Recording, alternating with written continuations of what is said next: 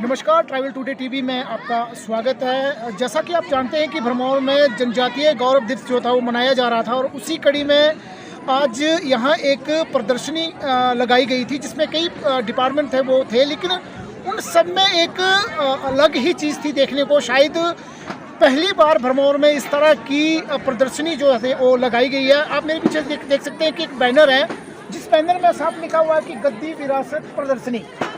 और इस गद्दी विरासत प्रदर्शनी को एक स्मार्ट विलेज यूथ क्लब है स्वाई ककरी का, उन्होंने लगाया था। और इस प्रदर्शनी में जो जनजातीय क्षेत्र भरमौर के जो लोग थे, जिन चीज़ों को इस्तेमाल करते थे अपनी रोज़मर्रा की ज़िंदगी में, उन चीज़ों को जो है वो प्रदर्शित किया गया है। तो मैं आपको मेरे साथ क्लब के प्रधान हैं, दूसरे सदस्य हैं। तो सबसे पहले तो जी स्वागत है आपका ट्राइबल टुडे टीवी में। अपना नाम बताएं, क्या नाम है आपका? नमस्कार सर, मेरा नाम Parshuram, executive adviser smart village youth club स्वाई ककरी। अच्छा, ये शिवराज जी है हमारे साथ। ये भी आप अपना परिचय दें सर प्लीज़। मेरा नाम शिवराज है और बेसिकली मैं स्वाई ककरी गांव से हूं, जो ग्राम पंचायत गरोला में स्थित है। और एक हमारा स्मार्ट विलेज यूथ क्लब स्वाई ककरी के नाम से हमने एक क्लब बनाया हुआ है।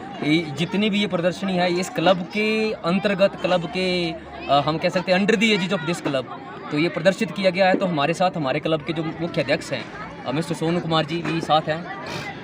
तो शिवराज जी माफ़ कीजिएगा, मैं आपको रोक रहा हूँ। सोनू जी, मैं चाहूँगा अपने कैमरामैन से, योगियों से, कि एक कोने से हम शुरू करेंगे और अपने दर्शकों को और ख़ासकर जो हमारी आने वाली पीढ़ी है, कम से कम उनको तो पता चले कि हमारे जो लोग थे, पूर्वज थे, वो किस तरह से, कहाँ से शुरू करें, वहाँ से शुरू करें सर? इस तरफ से शुरू करें। बताएं सर कि इसका प्रयोग किसके लिए होता है? ये सर जो हमारा ये प्रयोग है, इसका जो ये हमारे जो पुराने बुजुर्ग थे, इसे बैठने के काम में यूज़ करते थे। इसको ज़्यादातर उस टाइम कोई और साधन नहीं होते थे, इसी के थ्रू हम बैठते थे। और जो भी हमारे घर में कोई भी अगर अतिथि आते तो उसको दिया जाता था। चलो, रेडियो से तो मुझे नहीं लगता सब वाकिफ है, ये प्रेस इसको भी देखा है, लेकिन ये जो जूता है इसका प्रयोग बताएं कि कब हमारे पूर्वज किसके लिए इसका सर ये जो जूता है, ये हमारे पूर्वज जो है, जब हमारे बापू के टाइम हमारे पास ये साधन नहीं होते थे जूते के, तो इसी को ज़्यादातर जो हमारे बुजुर्ग यूज़ करते थे।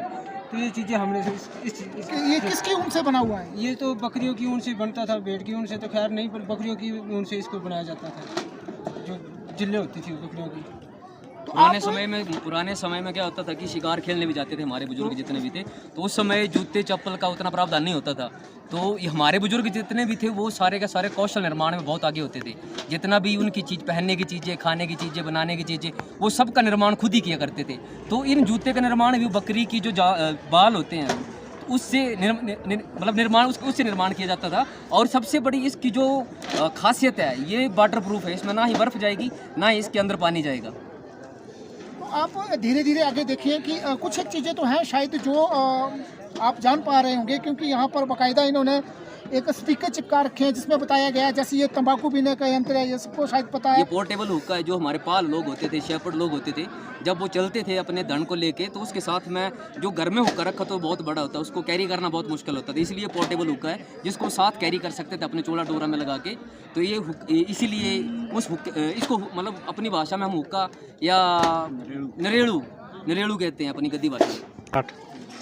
ये देखिए, ये एक चीज़ है शायद बड़े कम लोग जानते होंगे कि इस छोटी सी चीज़ से हमारे जो बुजुर्ग थे, जब वो जंगलों में जाते थे तो आग जलाने में इस रुण का नाम जो आपने कई लोगों ने सुना होगा, इस छोटी सी चीज़ का जो इस्तेमाल था वो पत्थर पर रगड़ कर करते थे। और एक विशेष घास होता है हमारे ऊपरी जंगलों में, उस घास को पास पर रखे, और एक सफ़ेद पत्थर होता है जिस पर जब इसका वार होता था उससे जो चिंगारी निकलती थी, उसी से आग जो थे वो जलाते थे। शायद, क्या मैं सही हूँ? जी, उस घास को बुजलू कहते हैं।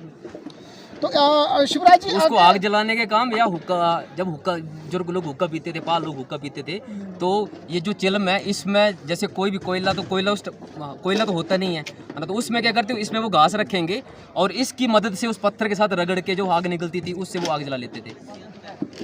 तो ये मतलब यूनिक चीज़ है। और मैं तो इनकी प्रशंसा करूंगा कि कम से कम इन्होंने अपने स्तर पर एक ऐसी कोशिश शुरू की है, क्योंकि हम यहाँ देख रहे थे कि जब भी यहाँ पर नई जनरेशन तो चलो ठीक है, वो तो वाकिफ़ है नहीं, लेकिन बड़े कम लोग जो यंग जनरेशन के हैं उनको भी शायद इन चीज़ों से वो वाकिफ़ नहीं थे। मैं चाहूँगा कि हमारा कारवां आगे बढ़े, तो आप ये बताएं कि ये क्या है।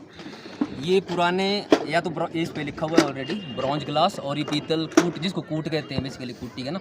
आज के समय में क्या है कि लोग मोस्टली जितने भी सिल्वर हो गया या बाकी चीज़ों में, उसमें चाहे चाइनीज़ हो गए, उसके बर्तन में खाना खाते हैं, तो जिसका क्या है कि हमारी हेल्थ पे ज़्यादा इफेक्ट पड़ता है। लेकिन पुराने जो बुजुर्ग थे, मैंने जैसे पहले कहा कि वो साइंटिफिकली बहुत आगे थे हमसे।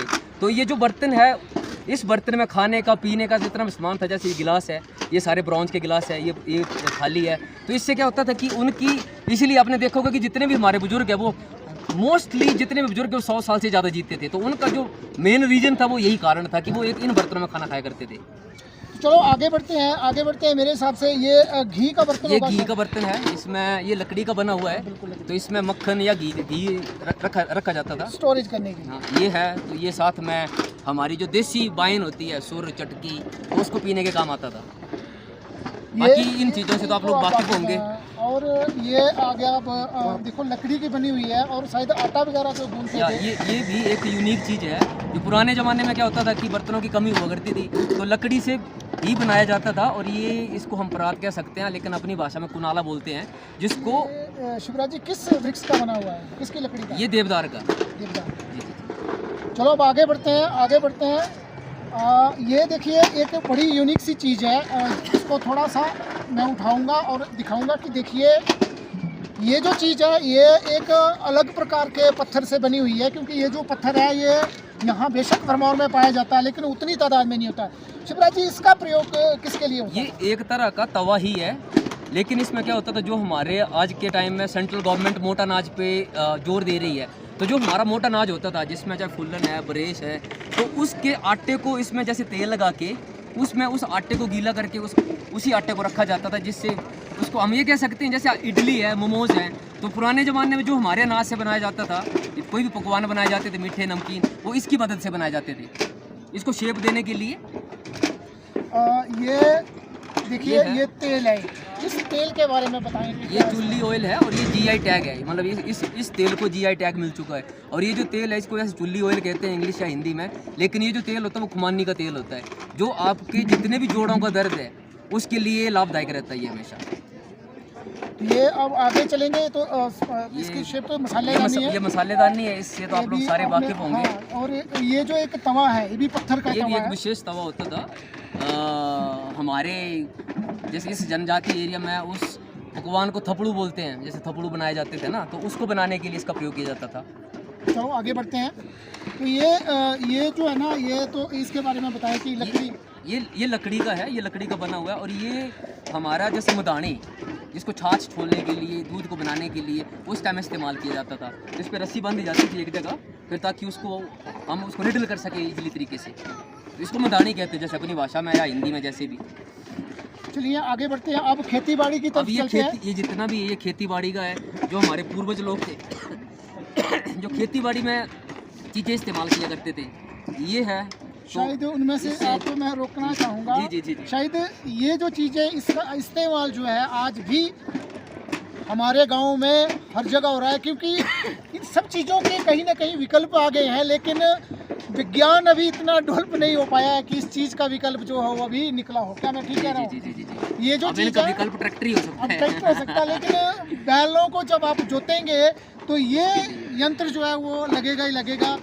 बैल जो है इसके बिना जो आप नहीं जोत पाएंगे। ये इसके बारे में बताएं कि क्या है। ये इसी के साथ ये रस्सी है, एक तरह से ये चमड़े से बनाई जाती है। इस रस्सी को यहाँ पे लगाया जाता है, तो इसके बीच में जब उसके बाद हल लगाई जाएगी इसके पीछे, तो इसको हल को खींचने के लिए, ये हल को खींचने के काम आता है बेसिकली। इस तरीके से इसके नीचे हल लगाई जाएगी, ताकि बैलों को खींचने के लिए आसानी हो जाए। अब आगे बढ़ते हैं। देखिए ये चीज़ जो है ये भी भरमौर में लगभग विलुप्त है, क्योंकि ये बताएं कि क्या चीज़। ये हल है, आज के समय में लोहे की हल आ गई है, चाहे वो हाथ में पकड़ने वाली है, चाहे ये लोहे की चीज़ आ गई हुई है, या लोगों के पास ट्रैक्टर आ गए हुए हैं। लेकिन पुराने ज़माने में क्या होता था कि जितनी भी चीज़ें होती थी सारी की सारी लकड़ी की बनाई जाती थी। ये इसका सबसे खास चीज़ ये है कि जैसे आज के टाइम में जो लोहे की हल है उससे जो उर्वरकता है हमारी खेतों की वो कम हो चुकी है, उससे खेत भी धंस जाते हैं कई बार, तो उसकी जो उर्वरक की जो कैपेसिटी होती है वो ख़त्म हो चुकी है। लेकिन ये एक ऐसी चीज़ थी जो खेती में जो उर्वरकता होती थी उसको बढ़ाने में बहुत ज़्यादा मदद करती थी। तो ये जितना भी था हमारा, ये सारा का सारा खेतीबाड़ी के रिगार्डिंग ही था जितना भी था। इसके बाद जो आइटम्स हैं ये हमारी वो चीज़ें हैं जो आज के समय में सेंट्रल गवर्नमेंट जिसको स्किल इंडिया के नाम से बोलती है कि अपनी चीज़ें खुद बनाओ, या स्किल इंडिया की तरफ सेल्फ एंटरप्रेन्योरशिप। तो जितने भी हमारे पुराने बुजुर्ग थे वो सारी चीज़ें अपने, चाहे कपड़ा है वो, चाहे पहनने के लिए, चाहे ओढ़ने के लिए, वो सारी की सारी चीज़ें इन्हीं जो भी यंत्र है इन्हीं सी चीज़ों से बनाई जाती थी। जैसे ये है, तो ये चरखा है मेन, तो चरखे से सारे लोग आप लोग वाकिफ़ भी होंगे। जितने भी ऊन का काम होता है वो सारे चरखे से किया जाता है। उन्हीं ऊन को बनाने का एक अलग अलग प्रोसेस होता है। जो कपड़ा रहता है, जैसे ये कपड़ा है, तो इस कपड़े को इस तक पहुंचने के लिए, ऊन से इस कपड़े तक पहुंचने के लिए अलग अलग स्टेप्स हैं। तो उन स्टेप्स को ये जो चीज़ें हैं ये अलग अलग तरीके से फॉलो करती हैं। मैं एक बार फिर इनका धन्यवाद करूंगा कि कम से कम आपने इस तरह की एक यूनिक सी प्रदर्शनी लगाकर हमारे जो बुजुर्गों के समय में जो चीज़ें इस्तेमाल होती थी उसको रूबरू करवाया है। हमारे यहाँ आज ट्राइबल मिनिस्टर आए हुए थे और जनजातीय गौरव दिवस है उसका समापन था। तो इस जानकारी के साथ धन्यवाद।